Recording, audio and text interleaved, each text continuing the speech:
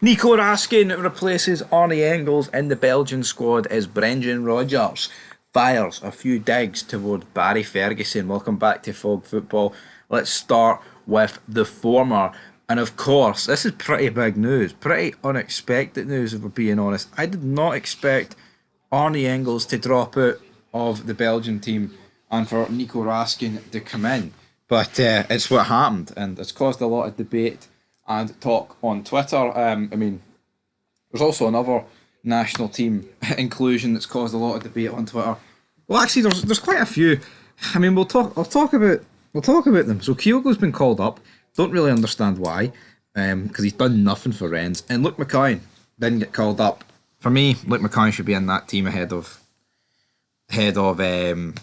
Kenny McLean. But yeah, I'm not Steve Clark, folks. But let's talk about the Belgium situation then. So obviously midfield, you've got Kevin De Bruyne, you've got Brian Heinen, you've got Geoffrey Mikhail, Nicholas Raskin, Yuri Tillemans, and Hans Vanaken. So yeah, a lot of decent midfielders in there. It does look like a very new look Belgium team to a point though. A lot of guys, a lot of youngsters in there, but there's a whole host of experience. But Arnie Engels, we can't say it. He's definitely upped his game in recent months, but obviously not enough for Belgium. And I think what might go against Arnie Engels is obviously Kevin De Bruyne's better, and Engels is a bit more attack minded than Nico Raskin. He was the dubbed Matt O'Reilly replacement, so he's definitely more of an attacking midfielder than Raskin. And could it just be a simple case of Belgium have picked more attacking midfielders and they need more of a defensive minded one? They've went with Nico Raskin. Aye. Or could it just be a simple case of Arnie Engels is shite and they wanted to go with a guy that's better? It might be the latter there, folks. But anyway, I think it's pretty interesting, and it's sure to stir the pot here on Fog Football. The big record breaking man can't even make the Belgium team, but the guy that a lot of people consider rank rotten and pish does. Nico Raskin, he can't be that bad. I've already given my thoughts on Raskin. I think he's very inconsistent. When he's on it, he's on it. But there's times he can give away the ball cheaply. But this is good news for Rangers. This will make Raskin's transfer value go up, and hopefully playing with the likes of Romelu Lukaku, Kevin De Bruyne, Trossard, bloody Courtois, etc., etc. That can only make Nico Raskin better. All right, it only can. So I look forward to that. But anyway, moving on. Brendan Rodgers got absolutely fired straight into the big man Barry Ferguson today in his press conference. So let's dive into it. And I quote, "I saw the team go 2-0 down at Kelly but come back to win. I saw the defeat to Motherwell. I saw they went away and got a fantastic result against Fenerbahce. Then I saw the team lose 2-0 in the 90 minutes but won the tie. I've seen the system change, so there was a really good tactical change to go 4-5-1 in Fenerbahce, but it's still similar to the same traits. You could look at Barry over a longer time. If you're talking to me about coaching and managing and tactics, man management, professionalism, these things that will be done over a period of time.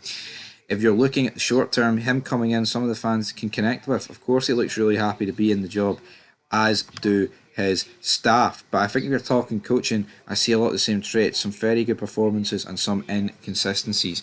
End of quote. Here, I can't really disagree with Brendan Rodgers.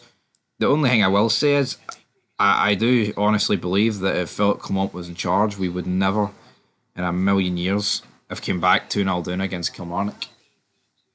Nah. The St Mirren's, no, Clement was in charge for St Mirren, but the Motherwell game, yeah, absolutely, folks. I definitely seen that would have happened under Clement. But he's kind of right to a point. Nothing really has changed at Rangers. Like, what can we honestly say? What has got better over the last couple of weeks for Rangers Football Club with Barry Ferguson? And this isn't me saying we should have kept Clement, because the guy had to go, right? The interviews, how Barry Ferguson's handled himself and things like that. And I think what's helped us as well is the fact we've had guys return for injury, like Suter, also Balogun, things like that. That's helped us. But it's not been a complete overhaul, but we knew this. We knew getting rid of Clement and bringing in Barry Ferguson wasn't going to fix this team. You know what I mean? So I'm not going to sit here and act surprised and be go, why didn't it work, guys? Why didn't it work? Because it was never going to work, to be honest. Rodgers then went on to say, I don't know Barry, but I know him as a player. I know he's gone in, he's got a great connection with the supporters given his history and success at the club. He was a fantastic player for them. For me, if I look at it purely from a coach's perspective over the course of 4 games, I don't see great change. End of quote. Well, yeah, you can say that, but at least Barry Ferguson actually changed like formations against like Fenerbahce in one of his games. Clement was very stubborn, probably wouldn't have changed Hee-Haw and probably wouldn't have won. But anyway, thankfully, Clement's away and Rangers advanced to the next round of the Europa League.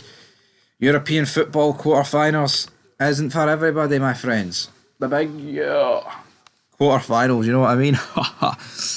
Anyway, leave your thoughts down below. Nice wee Friday afternoon video. Later on the night, European review show, SPFL preview show. Harry, a massive weekend. Derby's coming out our arses, man. Everywhere you look, it's a big derby. Till then, though, peace.